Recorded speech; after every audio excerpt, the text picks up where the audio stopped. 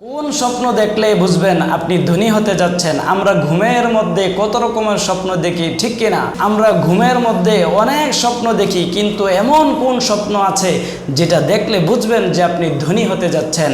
স্বপ্ন হচ্ছে তিন প্রকার। প্রথম নাম্বার হচ্ছে আল্লাহ পাক রব্বুল আলামিন স্বপ্ন দেখায়। দ্বিতীয় নাম্বার হচ্ছে শয়তান আমাদেরকে স্বপ্ন দেখায়। তৃতীয় নাম্বার হচ্ছে আমরা সারাদিন যে চিন্তা ভাবনা করি, এই চিন্তা ভাবনার একাংশ আমরা স্বপ্নের মধ্যে দেখে থাকি। এবং স্বপ্নের সবচাইতে বড় ব্যাখ্যাকার ছিলেন সাইয়েদনা ইউসুফ আলাইহিস সালাতু ওয়াস সালাম।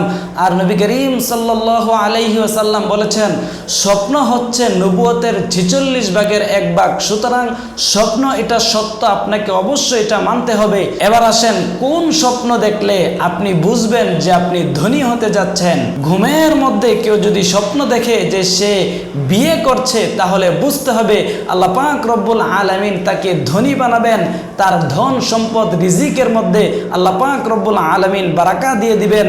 কারণ আল্লামা ইবনে শিরিন রাহমাতুল্লাহি আলাইহি তার স্বপ্নের ব্যাখ্যা গ্রন্থের মধ্যে তিনি লিখেছেন যে কেউ যদি ঘুমের মধ্যে স্বপ্ন দেখে যে সে নিজে বিয়ে করছে, নিজের বিয়ের স্বপ্ন যদি কেউ ঘুমের মধ্যে দেখে, আল্লামা শিরিন রাহমাতুল্লাহি আলাইহি এই স্বপ্নের ব্যাখ্যা দিতে গিয়ে কোরআনুল কারীমের একটি আয়াত দিয়ে রেফারেন্স দিচ্ছেন। তিনি বলছেন, ওয়া আনকিহুল আয়ামা মিনকুম ওয়াস-সালিহিনা মিন ইবাদিকুম। আল্লাহ পাক রব্বুল আলামিন বলছেন, কে চাও তোমাদের অভাব অনটন দূর করতে, কে চাও তোমাদের দারিদ্রতা দূর করতে, তাহলে তুমি বিয়ে করে নাও। ওয়া আনকিহুল আয়ামা মিনকুম ওয়াস-সালিহিনা মিন ইবাদিকুম। আল্লাহ পাক রব্বুল আলামিন বলছেন, তোমরা বিয়ে করো, তোমাদের দারিদ্রতা দূর করে দিবে আল্লাহ পাক রব্বুল আলামিন। কিন্তু আমাদের সমাজের যুবকদের মেন্টালিটি হচ্ছে, তারা বলে আগে আমাদেরকে ধনী হতে হবে, আগে আমাদেরকে প্রচুর টাকা পয়সার মালিক হতে হবে এবং আমাকে এস্টাবলিশ হতে হবে, তারপরে বিয়ে করতে হবে।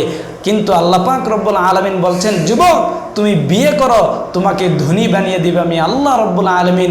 সুবহানাল্লাহি ওয়া বিহামদিহি সুবহানাল্লাহিল আযীম। এবার আসেন, আপনার কাজ হচ্ছে সম্পূর্ণ হালাল রূপে ইনকাম করা, 5 ওয়াক্ত নামাজ পড়া এবং তাকওয়া অর্জন করা।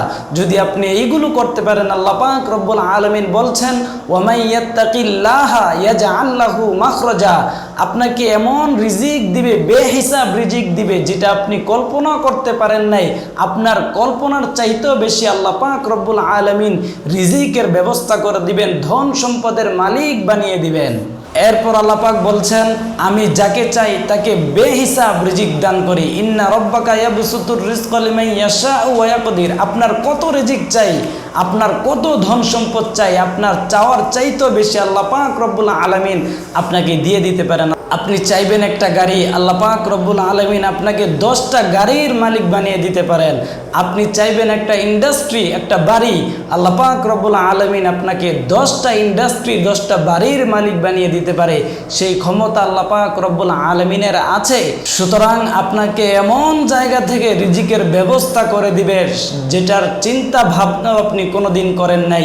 সুবহানাল্লাহি ওয়া বিহামদিহি সুবহানাল্লাহিল আযীম। এবার আসেন, যেহেতু স্বপ্নের কথাই বলছিলাম, যদি কোনো খারাপ স্বপ্ন দেখেন তাহলে সেটা আপনি কোনো মানুষের কাছে শেয়ার করবেন না।